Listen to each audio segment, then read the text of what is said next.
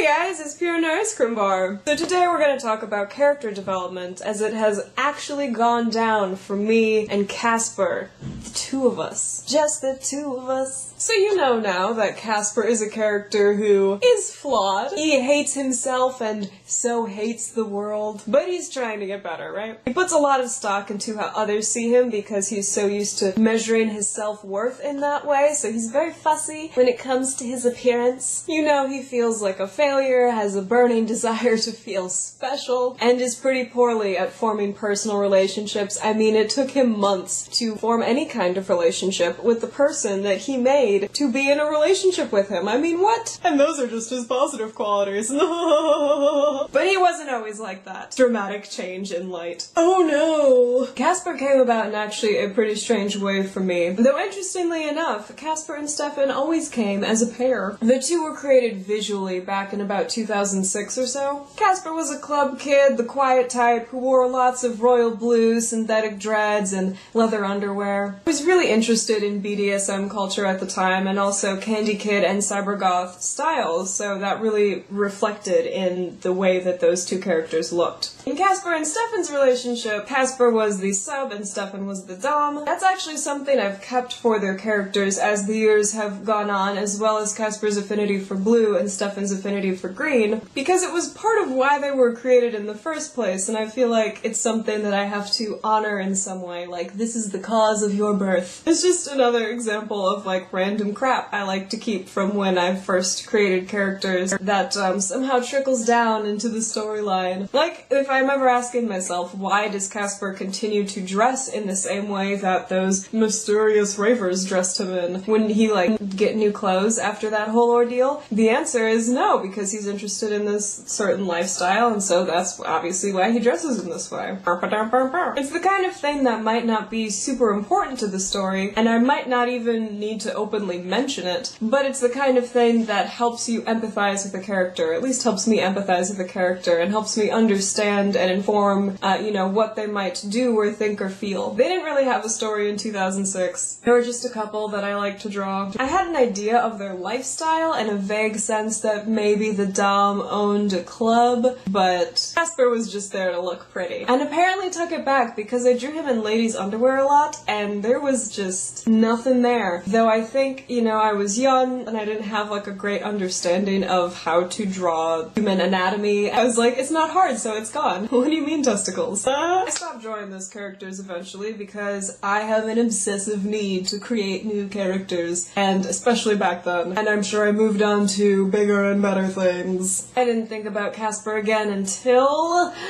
2008. In 2008, I had my very first PJD predicament. I wanted to sell all of my SDs and replace them with MSDs because they were cute and they were cheaper, and I had made up this adorable story when I was sick this one time about this little character, and his name was Cheek Cabbage, and he was an orphan, and he had to find out the mystery of his name, and like, what? That makes no sense to me. Also, the whole thing was written in broken English for absolutely no reason at all. 2008 became 2009, and I had my first heartbreak, and y'all know that I like to commemorate my stress by buying ball joint dolls. So, I went online, tippity tap, that was the keys that I'm tippity tapping, and I found a head that I liked because it reminded me of someone that I used to draw. But Casper had no personality. He was just pretty. I needed something to make him feel like more than just an empty shell. So before the head came home, I was looking through my computer trying to find a good character fit. In that search, I found my weird list of 45 different MSD sculpts that I wanted and their corresponding personalities, and I found Swan. Swan was sour. He was bitter. He was obnoxious. He liked to make fun of Cheek Cabbage, but he was also very lonely. Basically, I took Swan's personality. At one point, Casper's birth name was actually Swan, no more, and mashed that character up with what little I knew about the Casper I used to draw, who had a tattoo that said spooky. It was a tramp stamp. He still hasn't. Ta-da! Birth of Casper. Oddly enough, he started as a scene kid. Swan, as a character, was preppy, and Casper was cybergoth. I guess I was thinking scene kid was a good compromise. I have no idea why. Looking back on it, I'm just like,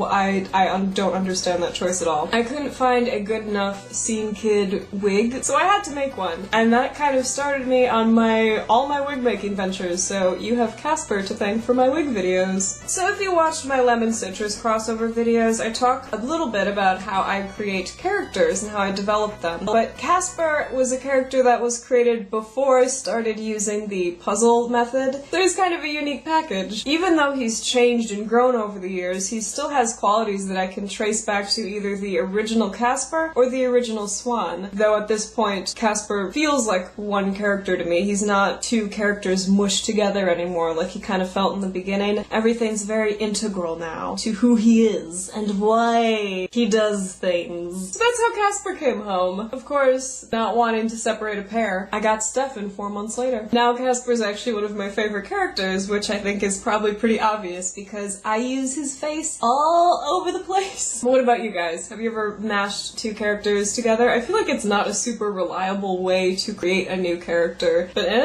anyone? Anyone? Healer? Okay, thank you guys for watching, and I will talk to all of you later. Bye!